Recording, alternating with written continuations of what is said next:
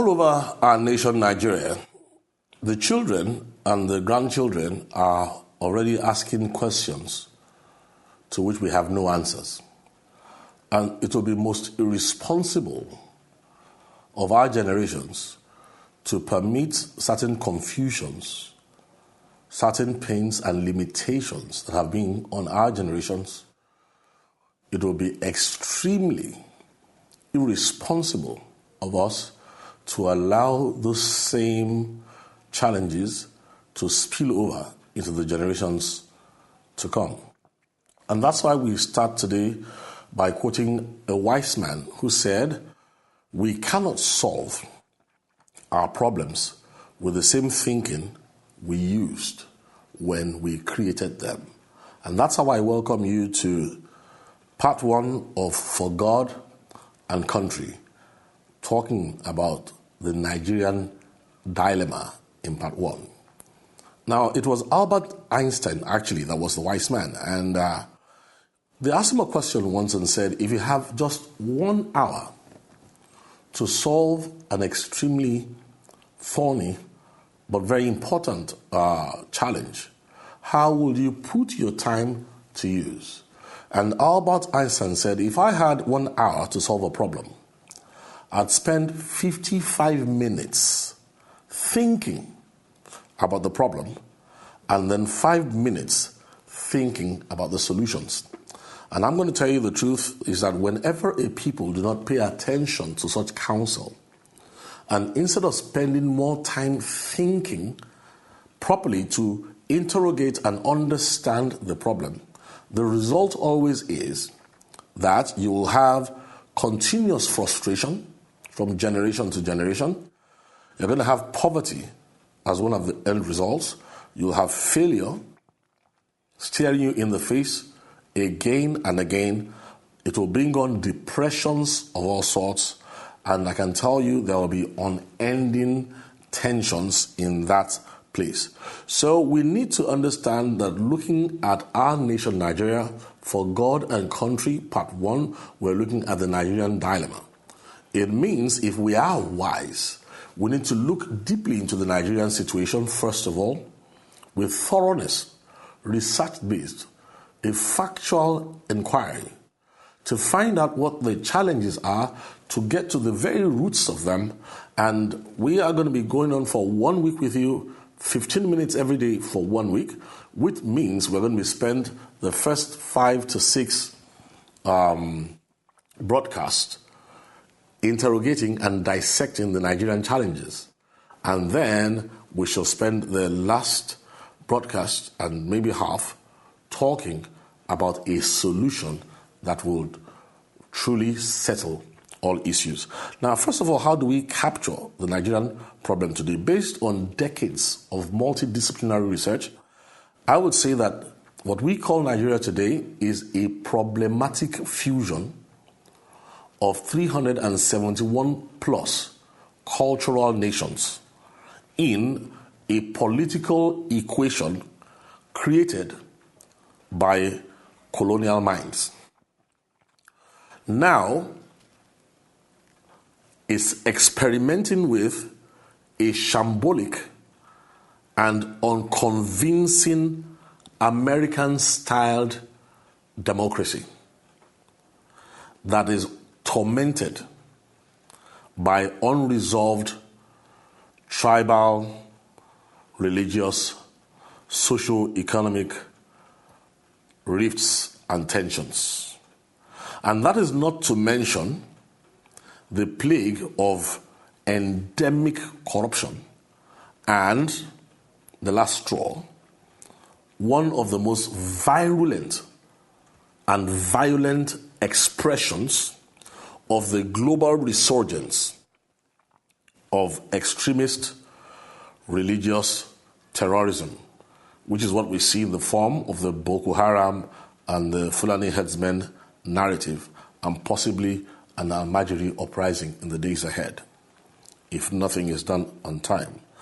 Now, that definition again, I say Nigeria is a problematic fusion of 371 plus cultural nations in a political equation created by colonial minds, now experimenting with a shambolic and unconvincing American-styled democracy that is tormented by unresolved religious, tribal, and socio-economic rifts, not to mention the plague of endemic corruption and one of the most virulent and violent expressions of the global resurgence of extremist religious terrorism.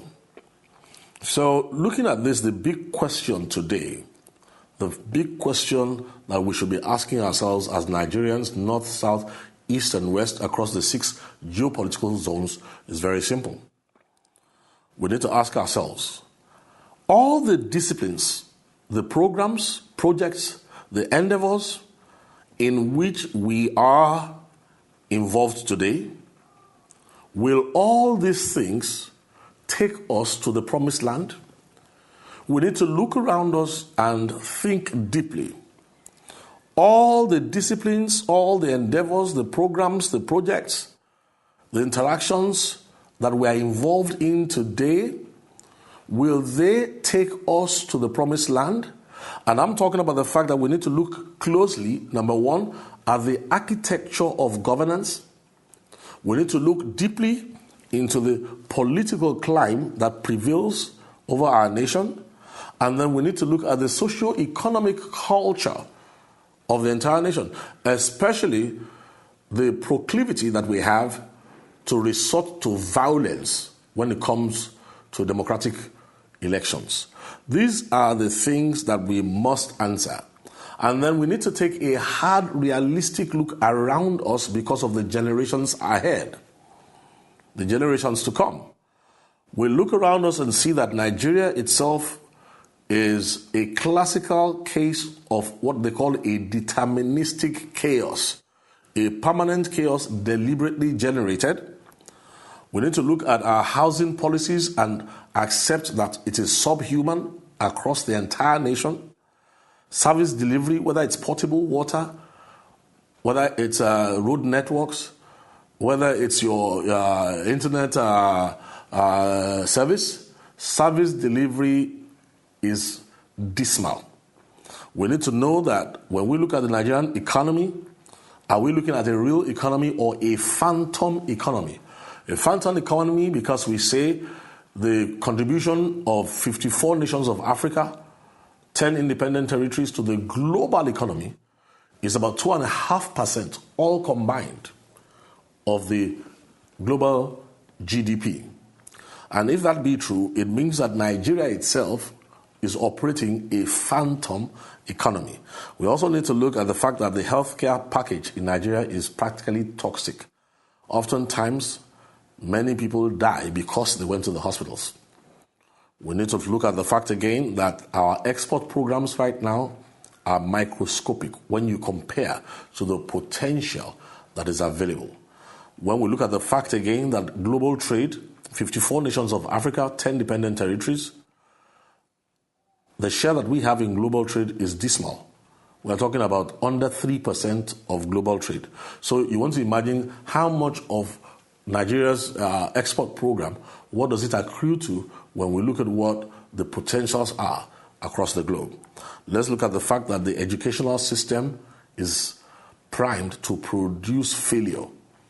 You're talking about graduating people who have no viable place in industries or in the marketplace, who have skills that are not marketable and do not help to build up the nation, but actually add to the problem of unemployability in the nation, apart from unemployment. We are talking about gross human corruption, the low value of human worth. We are seeing the return of human sacrifices. We are seeing an increase in ritual crimes. We are looking at the fact that religious hate crimes are increasing.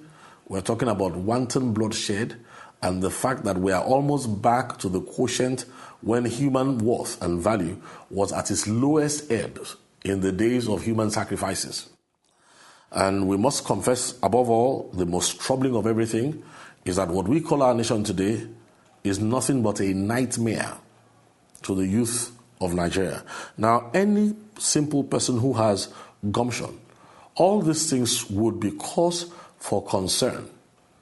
We are not coming here to talk about individual efforts or looking at the studies we're going to be looking at, the things we're going to be interrogating have to do with the existence of Nigeria as a collectivity going back 200 years and into this modern day.